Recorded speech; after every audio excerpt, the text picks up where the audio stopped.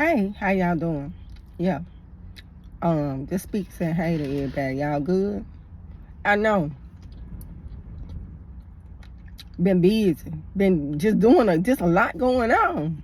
It just be just little stuff that just get in the way. It don't really be affect. It don't really just be holding me back from what I'm trying to do. Cause mentally I'm in overdrive anyway. So I'm just trying to push through whatever, however it comes. Even if food poisoning. Even if food poisoning. Yeah. My kids already know. So maybe it's meant for me to go public about Popeye's chicken. Maybe it's meant for me to go public about them. But my people know, people close by, they already know. I don't too much food with Popeye's chicken, no way. I don't like the energy. I don't like the vibe. I don't care how people feel about the way I feel about not liking it.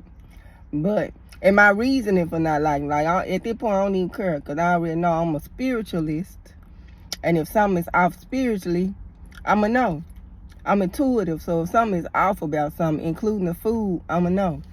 But it's not just on Popeye Chicken, there's other spots too that, they know that I speak on that I won't, like kind of go to or nothing like that. But I don't go public about all that. But I did go public about that right there. So I said, God, maybe it can help somebody else on their journey. Maybe they need to stop eating Popeyes. They be up there fiending like in junkie mode, eating all that garbage, picking up all that extra weight, just chewing, eating, just craving. It's like it's like you be craving the stuff and then you don't never get full off of it. Like you still be hungry.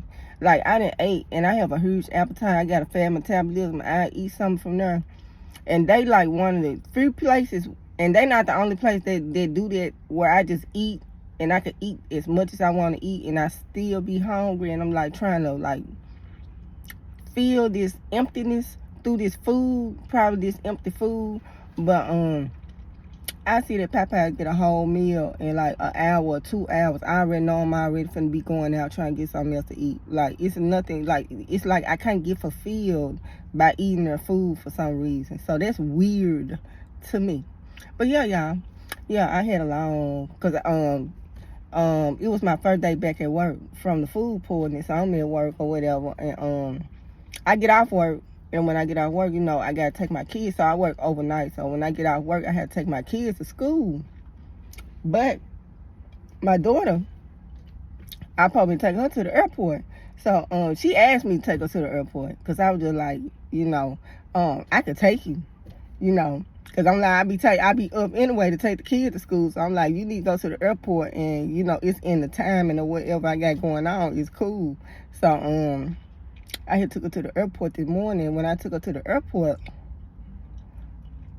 they turned her around. They was like, you supposed to get here 45 minutes early.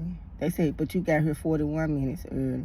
So they said, we're gonna have to reschedule your flight. I told my daughter, I said, I don't know what's going on up there at that Memphis airport. I don't know who these folks is that's hired, that's working at this Memphis airport. Every time I go up there, I be about to get locked up. Every single time. Every single time they be threatening me, they about to call the police. Like, this is every time I go. It was a delay with my daughter. And it was some kind of delay with the flight. Like she calling me like, hey mom, come get me, but it was a delay when she got to the airport. Like either with her luggage, it was some kind of delay. So I'm just sitting there waiting on her. And while I'm waiting on her, they telling me that I can't wait on her. But y'all got the delay though. Y'all delaying her. Y'all had a certain pickup time. I'm here at the pickup time that she's scheduled. She's supposed to be here. And y'all got some kind of delay going with everybody on this particular plane. And you tell me I can't wait? You tell me I can't wait on y'all delay that y'all got going on? So they were just telling me it was some kind of delay, and they were like, you just can't wait right there. So I'm just like really just going in circles. Like at this point, I'm just like kind of driving, because she don't know how long is this delay gonna be that they got going on at the airport. But she bet, but she just trying to, So I'm just riding in circles. And so when they pulled me, when they told me, you can't wait right here, I'm like really like pulling off at this point. So I'm like pulling off. Like you can only go like 5 miles per hour. So I'm basically just going like 5 miles per hour, just traveling through, really just trying to burn time and just take my time because she got some kind of delay going on. So I'm going like 5 miles per hour, and I done pulled, off of the curb or whatever, and I'm just going around in circles, just driving around, just moving and stuff like that. And then before I knew it, I look up, I see them TSA, I see Memphis, the airport. I'm calling the airport police. Is that who they is? I don't know who or what it is. The people that be, they just work there. They all on the window. They banging on the window. Like my daughter, like she on speakerphone talking to me. I'm like, look, I gotta move. She heard me arguing with them too. But by this time, the lady, she's like, I'm actually driving. This lady is like on my car window, beating on my window, like all kind of stuff. So by this time, my daughter is running out the airport. She's just like, cause she heard everything going on. And they make all this fuss talking about we finna call police, we finna do this, we finna do that. And I'm just looking like, I told my daughter, I said, every time I deal with you in this airport and dropping you off, picking you up, I said, I always be about to go to jail. Every time. So I don't know what these folks got going on. I'm like, okay, y'all at the airport. You got to get dropped off from the airport. You got to get picked up from the airport. You got to get your luggage in the vehicle. Like, what do they want you to do? Like, what do they want these folks to do out here? Like, it's such an inconvenience for, if you getting on, you can't sit here, you can't park there, you can't wait on the people. It's our delay. Our plane running late, but you still can't wait. I'm like, well, what y'all want us to do? So that's what they did. So this morning, she probably flying out. And I told her to take to the airport. So I took to the airport, and she texted me, Mama, come pick me back up, because they would not let me get on this flight. They said I was supposed to be there at 45 minutes till, and they said I was there 41 minutes till. So because I was there 4 minutes after the 5-minute mark, that I'm just going to have to reschedule. But she wasn't pressed. She just said, okay, well, it is what it is. So I pick her up. So at this point, she was like, well, Mama, said, you been up all night. She said, I'll take the kids to school for you. So I'm excited. I'm like, ooh, I give me a little break. I get to just go fall out. Because, I'm just staying up because I'm going to crash because I've been up all night. So as long as I'm up, I'm okay. But as long as I lay down, I'm out. It's over. So she told me, she was going to get the kids to school. So when she told me she was going to take the kids to school today and, Mama, get your rest, I woke the kids up or whatever. And the process of me waking them up, at this point, my baby daughter is just constantly, Mama. She just constantly, Mama, we supposed to go to school. I'm looking at the time. I'm out of it, but I'm looking at the time like, yeah, it's 9 o'clock, it's 10 o'clock. So I was like, what's going on? I said, what? I asked about her big sister. I said, so what your sister doing? And she was looking, she like, Mama, I don't want to get nobody in trouble. I said, but what's going on? What's she doing right now? And then my baby daughter was like, Mama, she sleep. My daughter told me she was going to handle the kids. I'm good. I done fell out. She done fell out. So kids, they just at home. But by this time, I just finally ended up just getting on up and getting them to school late. But I was tickled because I'm so tired. But just like I'm tired, she tired too, my daughter. But she still be trying, like, just really in her heart, she be trying to do everything she can to help out. But she just drained out just like me. So when she came back from her flight, she was sleeping with her. I dropped the kids off at school. So since she got to go back to the airport at 2, I said, well, go and get your nails and stuff done. Go and get your nails and stuff done while you here. So they push everything back. Just go and do that. So that's what's going on now. So right now, she just get her nails and stuff done before she head out. But I was just kind of tickled because she really do be trying to be that big sister to her little sisters. And she said, Mama, I laid down and she said she told them to wake her up. I'm like, but kids not going to wake you up for school and they want to stay at home. They going to let you oversleep so they can stay at home. And I was just tickled about the whole situation and everything going on. And I'm just like, let me get y'all, come on, let me go and get y'all school. Y'all just going to be late. And then my other daughter, it was the baby daughter and then her bigger sister. Her bigger sister took full advantage of the situation because they probably getting ready for school, stuff like that. I'm tired. I've been up all night.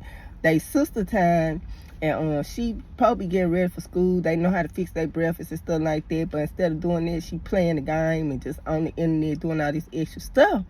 So by the time I get up to take them to school, she starts saying that she's like She hungry. She like, Mama, I ain't ate nothing. I'm hungry. When I say, come on, let's get in the car. Let me get y'all to school because y'all late. She like, well, Mama, I ain't ate. I ain't hungry. And I just told her, I was like, look, you're going to have to suffer. Because during the time where you supposed to be eating, you was on the internet and on the computer. And I said, because you didn't use your time wisely and you didn't eat when you were supposed to eat, I said, now you're just going to have to suffer. Like, I can't, it's nothing I can do to help you in this situation. Because normally if they say they hungry, I go run, get them something to eat, stuff like that. But I said, nah. I said, you're going to have to suffer right now. I said, you're going to have to suffer because you should have got something to eat instead of taking advantage of your mama and your sister because you know we tired. You know we tired. And you took it full advantage of this situation. So you finna have to suffer right now. So you just going to be hungry until lunchtime. And you just have to put through your day. Yeah.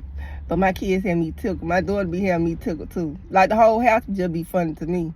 But yeah, so I'm just speaking, saying hey to y'all on this day. Just waiting on my daughter. She so she get her nails and stuff done. I'm you know, gotta take her to the airport or whatever, and all that. So yeah. So enjoy y'all day. Be blessed. Be blessed, be blessed, be blessed. I'm trying to see what's coming to me. Nothing is coming to me. My mind is blank.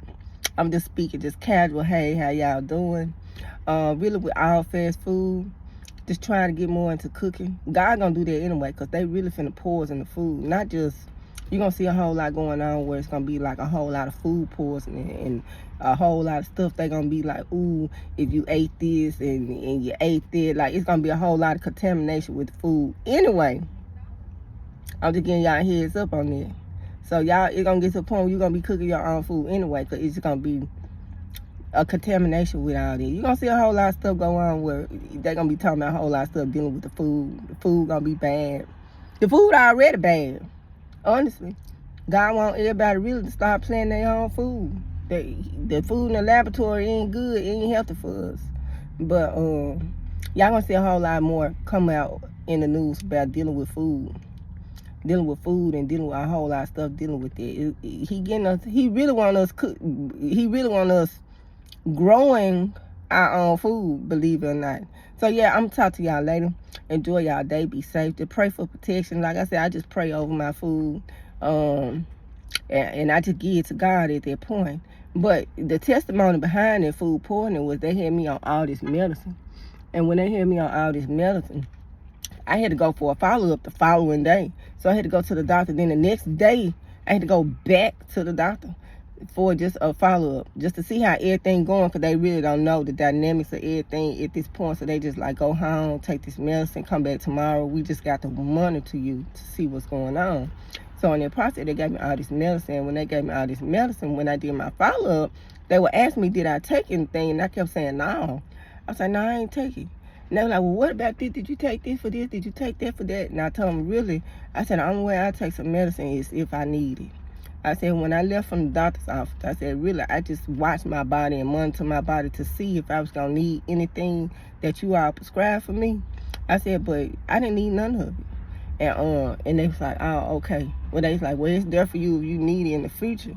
I was like, I didn't need none of it. I said, I'm not the type of person, you tell me to take something, I just take it. I said, if my body is functioning and recouping on its own, there's no need to put all the other extra stuff in my body.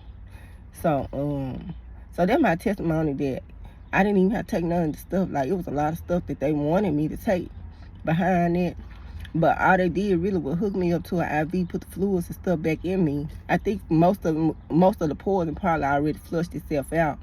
And when I left the doctor's office, I was already feeling better by the time. By the time I got through doing whatever I was doing, it was just like, okay, it was a difference. I don't know, you could feel that spiritual shift, but it was some kind of spiritual shift after I left the doctor as opposed to before I left the doctor. So something was going on supernatural in that process. But my testimony was I really didn't have to take all those meds, and I really didn't even realize I didn't need to take them till they started asking me, did you take this? Did you take that? Did you take this? Did you? And I was like, no. I was like, everything just kind of worked itself out, and they were kind of excited about that. So y'all enjoy y'all day. It's gonna get to the point y'all gonna be cooking more. Y'all gonna see this. Y'all gonna see more dealing with this food just in the future. Y'all gonna see a whole lot more dealing with just the food, just anyway. Cause when you start making stuff in the laboratory, making all this stuff unhealthy and stuff like that, people just gonna get back to getting back healthier and even getting to the point of actually just growing their own foods. And yeah, I'm gonna talk to y'all later.